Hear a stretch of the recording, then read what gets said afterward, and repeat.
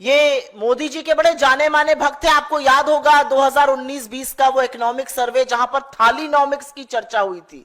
अब इनको कौन समझाए कि 52% दाम तो एक थाली का जो सिर्फ वेजिटेरियन है उसका बढ़ गया है।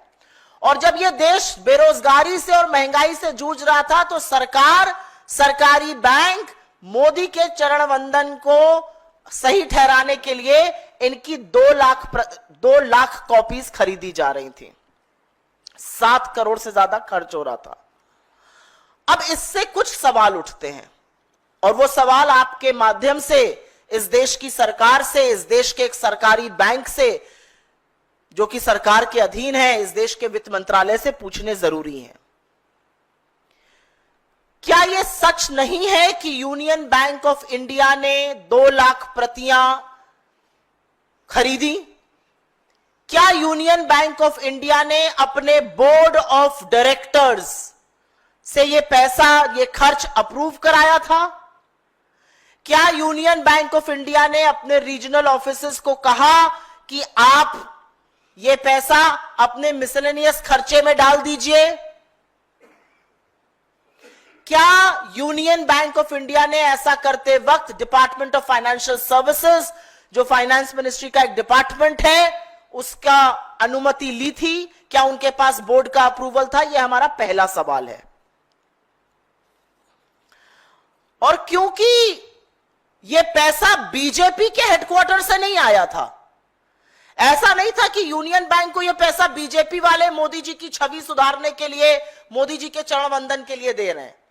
यह पैसा इस देश का पब्लिक फंड है, आपका, हमारा, जनता का पैसा है, क्योंकि यह सार्वजनिक बैंक है। तो इसका दुरुपयोग क्यों किया गया और क्या जो धारक करता होते हैं, जो डिपॉजिटर्स हैं, जो जमा करता है, उनको इस बारे में जानकारी थी? और क्या यह जिम्मेदारी नहीं थी बैंक की, अंडर द फिड्यूशरी रिस्पॉन्सिबिलिटी, कि वो ऐसा ना करे, लोगों के पैसे को सुरक्षित रखें?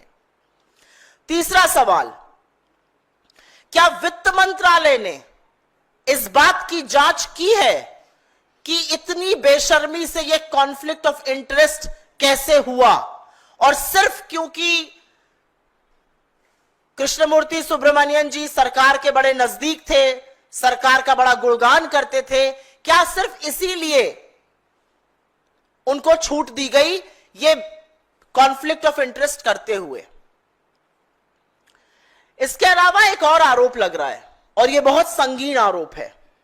आरोप है कि यूनियन बैंक ऑफ इंडिया की एमडी और सीईओ सुश्री मणि मेखलाई, जिनका जून 2025 में एक्सटेंशन होना है, उन्होंने इस एक्सटेंशन के लिए क्या यह अपरोक्ष रिश्वत दी गई है? क्या उनके जानकारी में यह सब हुआ है? क्योंकि जितनी ज्यादा किताबें बिकेंगी उतनी ज्यादा रॉयल्टी राइटर को मिलती है। इसके बिकने से करीब 90-92 लाख रुपए की उनको रॉयल्टी मिलती। तो इस बात का जवाब कौन देगा कि अपरोक्ष रूप से उनको फायदा क्यों पहुंचाया गया, स्पेशली जब एक्सटेंशन का मामला चल रहा था? और अंतिम सवाल यह है कि क्या वित्त मंत्री निर्मला सीतारमण जी इस लेन देन पर कोई सफाई देंगी? पीएमओ इसमें किस हद तक और क्यों संलग्न था, इस बात का जवाब हमें कौन देगा?